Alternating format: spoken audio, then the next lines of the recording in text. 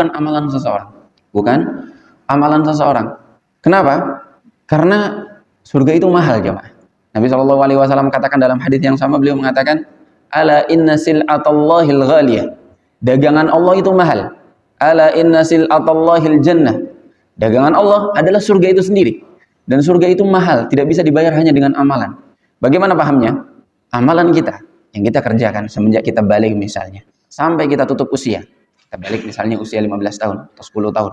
10 tahun sampai usia kita wafat 70 tahun. 60 tahun kita beramal. Tidak bisa menebus surga sedikit pun.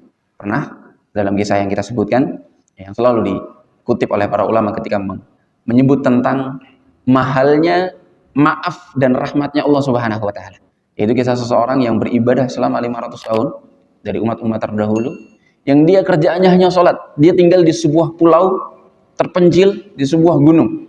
Kemudian ketika Allah Subhanahu wa taala bangkitkan, Allah katakan kepada malaikatnya, dalam kisah ini, dalam riwayat dari Nabi SAW, meskipun perlu disampaikan bahwa sanadnya atau hadis ini, riwayatnya tidak terlalu kuat, namun selalu dikutip oleh para ulama karena mungkin ada di antara hadis-hadis yang lain yang menguatkan dan maknanya tidak bertentangan dengan isi Al-Quran dan hadis-hadis yang sahih, sehingga selalu dikutip.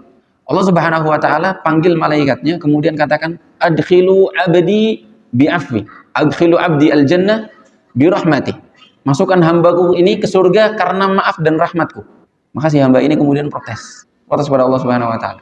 Beliau, bagaimana anda tidak dapat rahmat darimu ya Allah? Saya tidak punya salah. Bagaimana dengan amalan-amalanku? Kenapa engkau masukkan aku ke dalam surga karena amalanku? Ketika diprotes oleh si hamba ini, maka Allah katakan kepada malaikat, ya sudah, tangguhkan, kita hisab amalnya.